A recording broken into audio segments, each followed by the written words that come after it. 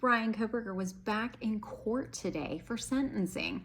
Standing before a packed courtroom, the man who admitted to killing 4 Idaho college students back on November 13th, 2022, stood flanked by his defense team on the morning of July 23rd, 2025.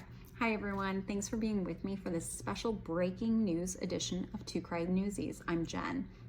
Wearing a white ratty t-shirt under an orange prison jumpsuit that looked at least 2 sizes too big for him, Kohberger looked stoic while his mother cried in the courtroom audience. Kohberger pled guilty to the murders of Ethan Chapman, Xana Knodel, Kaylee Gonzalez, and Maddie Mogen back on July 2nd. Now, in today's sentencing hearing, Kohberger sat expressionless as a friend of the surviving roommate, Bethany Funk, read her victim impact statement. In the statement, Bethany said she struggles with understanding why she and another roommate named Dylan survived the terrible ordeal.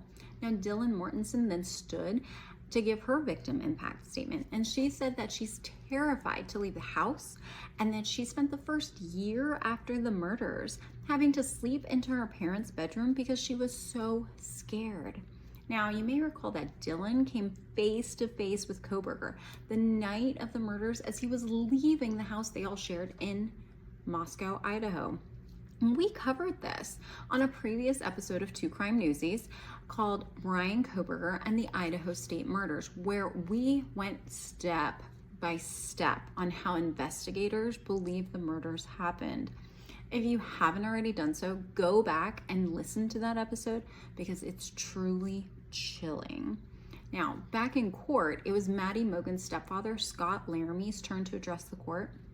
He said that he and his wife were ordinary people, but they lived extraordinary lives thanks to Maddie. Before finishing his statement, Laramie turned to Kohberger and looked him straight in the eye and said, "We will not waste the words, nor will we fall into hatred and bitterness. Evil has many faces, and we know this, but evil does not deserve our time and attention." To which Kohberger didn't respond and just sat motionless. At this point, something very unique happened in the courtroom. The judge had to grab a tissue and wipe away tears. He cried. He had tears running down his face, which is unthinkable for a judge. I don't remember seeing a video of a courtroom judge crying ever. I mean, to shake a judge to the point of tears says a lot about how much emotion was in this courtroom. Then we got to hear from Kaylee Gonzalez's dad, Steve Gonzalez, and Steve didn't want to address anyone else in that courtroom besides Kohberger. So before speaking, he dramatically faced the podium. So he was staring at Kohberger, looking him head on. He told Kohberger that no one cares about him, that he chose the wrong families to mess with, and that Kohberger will be forgotten. He's yesterday's news. Steve told Kohberger that he was stupid and foolish and continued to repeat that he's a joke. And he told Kohberger that he tried to divide the families. He even tried to divide the community, and it failed because his actions united everyone in their absolute disgust for him, meaning Kohberger. And in my opinion, that was very well said, Mr. Gonzalez. Other family members spoke between Kaylee Gonzalez's father and sister, but what happened after her sister spoke brought a tear to many hearts, not only in the courtroom, but at home as well.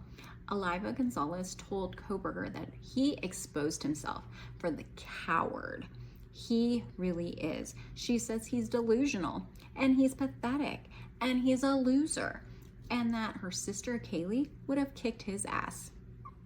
And after that statement, a roar of applause was heard in the courtroom. Now, Jeff Knodel, who is Xana's dad, spoke and said his life has forever been changed and that Xana had a huge impact on him, people in general, and her family. Now, Xana's sister told Kohberger that this moment in court wasn't about him. It was not. And it was about the victims whose lives he snuffed out on that cold night in Moscow, Idaho. Now, she said it's about remembering Xana, Ethan, Kaylee, and Maddie because they were beautiful people. And Xana Knodl's stepfather spoke last and told Kohberger that he is evil and he wants him to suffer and he wants him to go to hell. Right on, sir. Now, the prosecutor spoke to the judge and was visibly shaken when asking Judge Hippler to impose the maximum sentence, which is 4 life sentences and a 10-year additional prison sentence for 1 count of burglary. At this point, the judge asked Kohberger if he had anything to say or explain why this happened, something that we all want to know. And Kohberger said, "I respectfully decline."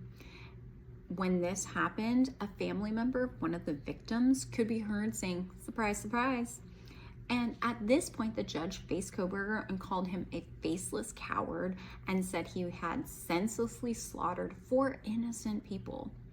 Judge Hippler said, "Truth be told, I am unable to come up with anything redeeming about Mr. Kohberger, and his grotesque acts of evil have buried anything that might have intrinsically been human about him. His actions have made him the worst of the worst."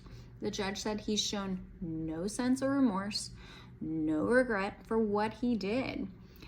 The judge told everyone watching that he too wants to know why Kohberger decided to kill Xana, Ethan, Kaylee, and Maddie. But at this point, we may never know the reason behind his motive. And the judge said it best when this is the end of Kohberger's 15 minutes of fame. And Kohberger sat next to his attorneys while the judge sentenced him, and he received 10 years for that burglary charge, and then 4 life sentences without the possibility of parole for each first-degree murder charge.